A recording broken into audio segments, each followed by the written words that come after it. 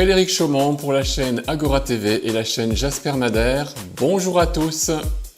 Voici les différents titres qui seront abordés sur cette vidéo. Le professeur Jean-Bernard Fourtillant décédé.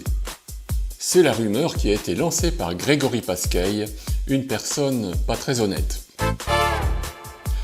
Liberté d'expression et la démocratie en passe d'être tuée par l'Union européenne. Scandaleux. Mardi 14 janvier, Alexandra Henrion-Caude me téléphone gentiment pour me présenter ses condoléances pour le décès du professeur Jean-Bernard Fourtillant. Je venais juste avant de voir un post sur la page Facebook de Nicolas Bouvier qui annonçait le décès de notre ami. Bien évidemment, j'ai été surpris, mais c'est déjà la seconde fois en 4 ans qu'on annonce le décès du professeur. Et je n'ai pas voulu le croire avant de trouver une source fiable. Monsieur Bouvier indiquait que le décès lui avait été confirmé par Grégory Pasquet. Et là, tous les doutes étaient permis, et même la date était indiquée pour l'enterrement, le 20 janvier 2025. Voici une réaction déjà d'Antoine Cutita de l'Alliance Humaine, qui est bien sûr dégoûté, comme nous tous, par des gens qui sont capables de répandre sciemment des fake news. Hello la famille, je vous souhaite une bonne soirée. Je suis passablement énervé là, voyez-vous, parce qu'il circule donc sur nos propres réseaux de complotistes soi-disant, des fake news de merde. Voilà, vous pouvez jouer avec ce que vous voulez, mais pas avec la vie des gens. Et je trouve ça inadmissible de colporter ce genre de merde. Jean-Bernard Fourtillant n'est pas décédé, heureusement, mais je trouve que de colporter ce genre de fake news sur la vie d'un être humain, et en plus de Jean-Bernard, un mec extraordinaire qu'on adore, je trouve juste ça petit. Donc le fils de pute qui a colporté ce genre de merde, t'es qu'une merde. Voilà, t'es qu'une merde, parce que évidemment on est triste d'apprendre ce genre de nouvelles, et encore plus triste de savoir évidemment que des gens racontent ce genre de bêtises sur la vie d'un être humain qu'on aime tellement. Voilà, je trouve ça juste petit. Et évidemment, j'embrasse très très fort Jean-Bernard, j'espère qu'il va bien. Je vais essayer de prendre de ses nouvelles rapidement, parce que voilà, c'est une aberration de voir à quel point vous êtes con, bande d'enculés, de faire ce genre de choses. Voilà, bande de merde, voilà ce que j'ai à dire. Et bisous à mon Bernard. Une recherche sur Internet m'a permis de trouver la vidéo scandaleuse de Grégory Pasquet. Le professeur Jean-Bernard Fourtillant est décédé depuis ce lundi 13 janvier 2025, dans la soirée. S'il vous plaît, n'oubliez pas d'avoir une pensée pour lui, pour sa femme, pour sa famille. Et n'oublions pas que, il y a quelques années, quand il avait été en priorité arrêté et mis en détention provisoire, et juste avant mis en psychiatrie à Uzès. Donc s'il vous plaît, ni oubli ni pardon, Jean-Bernard, nous sommes avec toi, nous serons avec toi, voilà. Et en tant qu'ami du professeur Jean-Bernard Fourtillant, merci à tous et à toutes de relayer, de partager. Nous ferons quelque chose dans la semaine. Eh bien voilà, monsieur Pasquet, j'ai partagé. Mais pas pour annoncer le décès du professeur, mais pour dénoncer des gens comme vous, qui disent n'importe quoi sur les réseaux sociaux. Pour la petite histoire, nous connaissions déjà ce sinistre personnage, puisqu'il avait mis en place un comité de soutien pour le professeur Fourtillant il y a 3 ans. Notre ami était à l'époque incarcéré à titre préventif à la prison de la Santé à Paris. Grégory Pasquet diffusait déjà très largement son numéro de téléphone pour collecter des fonds afin d'aider le professeur. Il n'y avait pas de compte Tipeee, il n'y avait aucun site de collecte, on ne sait pas comment était encaissé cet argent, toujours est-il que le professeur Fourtillant n'en a jamais vu la couleur. Grégory Pasquet a également mis en place quelque temps plus tard un comité de soutien pour défendre le capitaine Alexandre Juvin-Brunet, qui avait été lui aussi incarcéré pour des motifs pas très clairs. Finalement, les comités de soutien sont devenus la spécialité de Grégory Pasquet. Quoi qu'il en soit, Jean-Bernard Fourtillant s'est lié d'amitié avec cet escroc, et il m'a fallu plusieurs semaines pour le convaincre enfin que cet individu était paré de mauvaises intentions. Il est bien regrettable qu'il réapparaisse devant la scène pour importuner, le mot est faible, notre ami d'infortune. Je m'adresse directement à vous, internautes. Si jamais vous souhaitez aider une personne victime du système et que c'est Grégory Pasquet qui vous propose d'effectuer un don, ne vous faites pas avoir.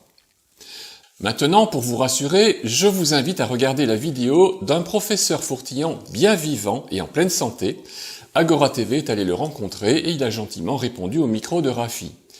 Le lien se trouve dans le descriptif de la vidéo et sur ce QR code. Au passage, je remercie Nicolas Bouvier d'avoir publié un démenti sur sa page Facebook. Il s'est fait avoir et il n'a pas été le seul.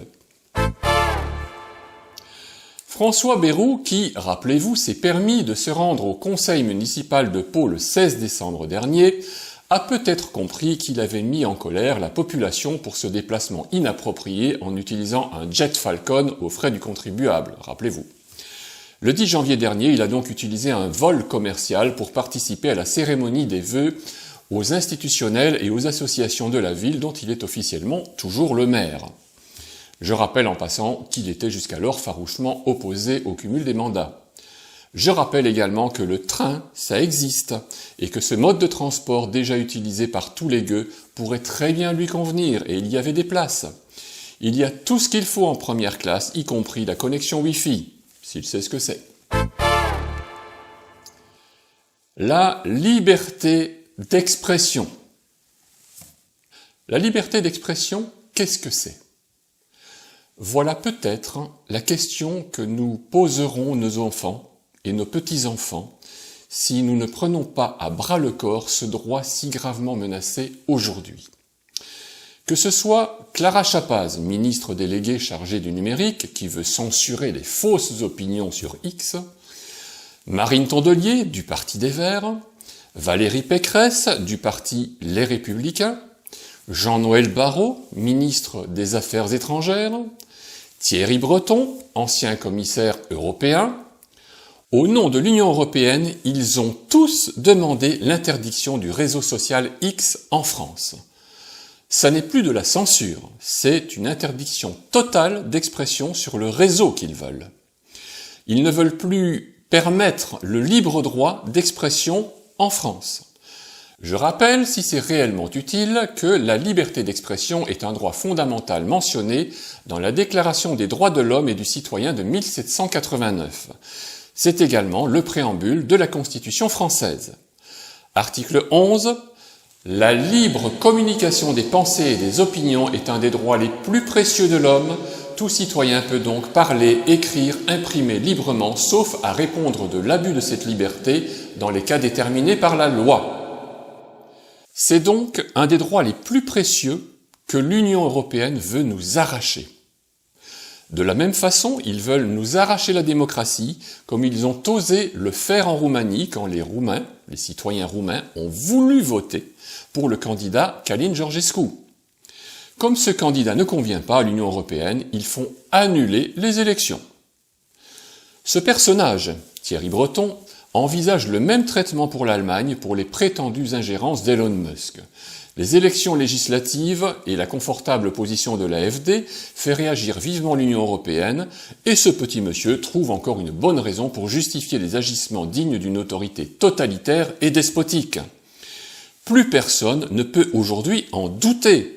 L'Union européenne est antidémocratique de façon active et cherche à bâillonner le peuple entier pour pouvoir continuer librement à nous endoctriner dans une pensée unique dont nous n'avons pas le droit de nous écarter.